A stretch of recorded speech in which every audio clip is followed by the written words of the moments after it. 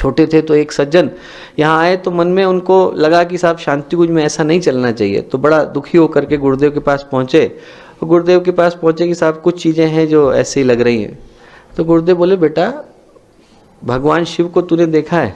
बोले, भगवान शिव की बारात में हर कोई चलता है, देवता भी चलते हैं, राक्षस वानर भी चलते हैं।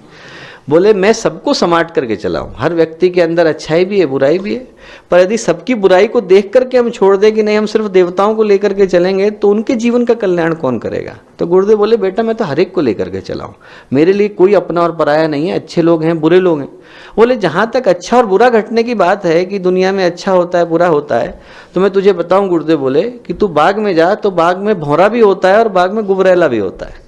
भौरा कहाँ बैठता है? गुरुदेव बोले साहब फूलों पे बैठता है। और बोले गुबरैला कहाँ बैठता है? बोले गोबर में बैठता है।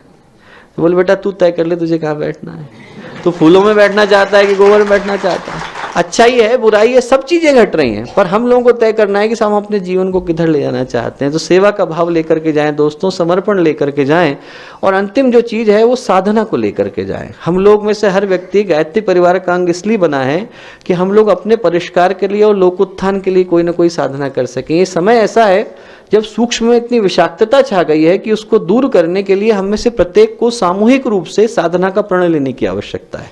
हर व्यक्ति ये संकल्प ले ले कि हम में से प्रत्येक व्यक्ति नवरात्रि के जितने अनुष्ठान है उतने तो कर ही रहा है, उसके अतिरिक्त कम से कम एक जो गुरुदेव की बताई हुई अच्छी अनुष्ठान की साधना है, चंद्रायण है या कोई भी जो हमें लगता है उचित, वो हम अपने यहाँ कम से कम एक व्यक्ति करेंगे। और एक एक शक्तिपीठ पर एक एक केंद्र पर यदि 24-24 लोग मिलकर के सामूहिक रूप से साधना कर सके दोस्तों, तो जो ऊर्जा निकल करके आती है अंतरिक्ष पर छाते की तरह से छा जाती है। जो प्रहार ऊपर से होते हैं उनको रोकने के लिए एक तरीके का कवच बन जाती है, जो कि उन घटनाओं को यहाँ आने से रोक देती है।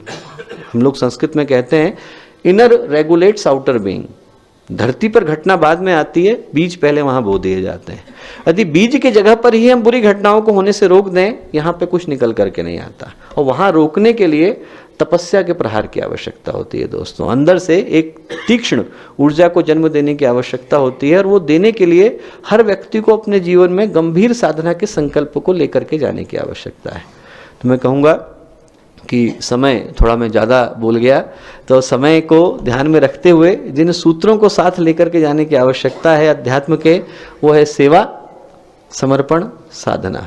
कि यदि हम लोग एक सेवा का प्रण लेकर के जाएं, अपने स्वयं के उत्थान के लिए साधना का प्रण लेकर के जाएं, और साथ साथ मिलकर के एक ये भाव लेकर के जाएं कि हमारा समर्पण चाहे कितनी भी विषम परिस्थितियां आएँ कमज़ोर नहीं पड़ने वाला है। चाहे कुछ भी दिक्कतें आएँ, कुछ भी तकलीफ़ें आएँ, कुछ भी परेशानियां आएँ, हम लोगों का समर्पण, हम लोगों की भावनाएं कमज़ोर नहीं पड़ने वाली हैं।